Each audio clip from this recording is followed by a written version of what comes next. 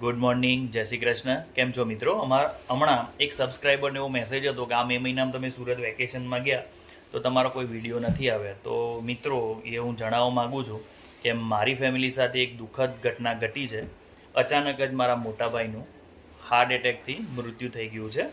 તો એ શોકમાં હતા. આજે 2 મહિના ઉપર થોડો સમય થઈ ગયો છે. હાલ હવે થોડી એવી કન્ડિશનમાં છે કે ક્યાંક વાત કરવાના મૂડમાં કે એવું છે. બાકી 2 મહિના તો ખરેખર અમારી હાલત બહુ ખરાબ હતી. સતત એ જ વિચાર આવતા અને આ ઘટના પાછી એવી અચાનક બની કે 23/4ના દિવસે 9:30 પોણા 10ની નજીક જ આ ઘટના બની. એ ઓફિસ જવા માટે નીચે પાર્કિંગમાં ઊભો હતો અને ત્યાં જ અચાનક મારા મોટા ભાઈને હાર્ટ એટેકનો હુમલો આવ્યો. કાર્ડિયાક અરેસ્ટ કહી શકાય. અચાનક જ ત્યાં જ જગ્યાએ એમનું ડેથ થઈ ગયું છે. તો અમારું આખું ફેમિલી આ 2 મહિના કેવી રીતે અમે ટાઈમ કાઢ્યો ને એ એક સમસ્યાના એક સિચ્યુએશન એ પરિસ્થિતિને કેવી રીતે ટેકલ કરી એ ખરેખર અમારું મન જાણે છે. અમારી ઉપર તો આજે દુઃખદ ઘટનાને લીધે અમારી જે પરિસ્થિતિ ક્રિએટ થઈ છે એવી કોઈની ના થાય એવી ભગવાનને પ્રાર્થના કરીએ છીએ. અત્યાર સુધી તો ખૂબ મોજ શોખ કર્યા, એન્જોયમેન્ટ કર્યું, ફર્યા, પણ હવે અમારી જિંદગી અચાનક બદલાઈ ગઈ છે. હવે અમારી જિંદગી છે ને સંઘર્ષવાળી થઈ ગઈ છે. કેમ કે એના બંને બાળકો મોટા છે, બંને ભણે છે, એક કોલેજમાં છે, એક 10થમાં આવ્યું. બંનેની જવાબદારી છે આપણી સાથે રહે છે ને આપણી સામે બંનેની જવાબદારી છે ને આપણે એને સારી રીતે નિભાવવાની છે. એમને સમાજમાં સારી રીતે સ્થિર કરવાના છે. સ્ટડીમાં બંને હોશિયાર છે તો સારું એવું એજ્યુકેશન મેળવી એમની લાઈફમાં એ કંઈ નવું કરે એવી આપણે સતત એમના માટે પ્રયત્નો કરવાના છે. એ સાથે મોટાભાઈને સતત યાદ આવે છે.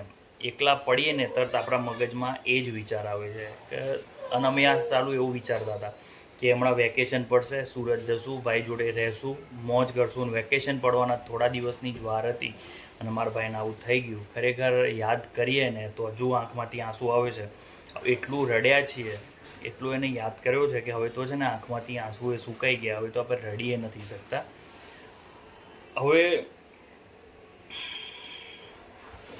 હવે તો આવેલી પરિસ્થિતિને સહન કરવાની છે, એની યાદોને તાજી કરવાની છે અને એના જે અધૂરા સપન અને કાર્યો હતા એ આગળ આપણે કરવાના છે. બસ ભગવાન એવી શક્તિ આપે એવી જ પ્રાર્થના.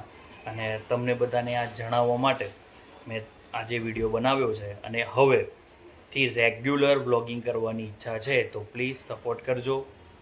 ખરેખર આમ જોવા જઈએ તો ફેમિલીમાંથી એક સદસ્ય આવું અચાનક ઓછું થાય એટલે આમ સહન કરવું તો અઘરું થાય. હવે થોડો ટાઈમ થયો 2-2.5 મહિના એટલે આમ થોડું સ્વીકારતા શીખ્યા છીએ. બાકી હજુ મગજ તો એ જ જ્યારે બી થોડા ફ્રી પડીએ ને એટલે આપણે ભાઈને જ યાદ કરતા હોય. સતત મગજ તો એમાં ચાલતું હોય પણ આરું કુદરત આગળ આપણે કાંઈ કરી શકતા નથી. કુદરતને જે ગમે એ જ થાય. અને આજકાલ યાર હાર્ટ એટેક એમાં કાર્ડિયાક અરેસ્ટનું તો પ્રમાણ એટલું બધું વધી ગયું છે કે ના પૂછો એની વાત.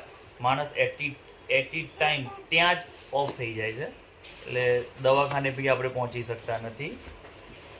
હવે આખી જિંદગી ભાઈને યાદ કરીને આપણે જિંદગી કાઢવાની છે. હવે એવું વિચારીએ છીએ કે રોજ રેગ્યુલર થોડા વિડીયો મૂકતા રહીએ તો અમારી આ યુટ્યુબ ચેનલ છે એ બી ચાલુ રહે. હવે રેસીપી કરતાં અમારી ફેમિલી લાઈફ બતાવવાનો અમે વધુ પ્રયત્ન કરીશું. એવું શું રમે તું બેટા? સિક્કા એક ઉપર એક ચોટેલા ચુંબકથી ચોંટ્યા છે. તો ચાલો મિત્રો, આજે જો મારે જોબ પર જવું છે. હવે જોબ અહીં અમે સુરતમાં સેટ થયા કે શું છે હવે નેક્સ્ટ વિડીયોમાં તમને જણાવશું. ત્યાં સુધી વંદે માતરમ, જય જય ગરવી ગુજરાત.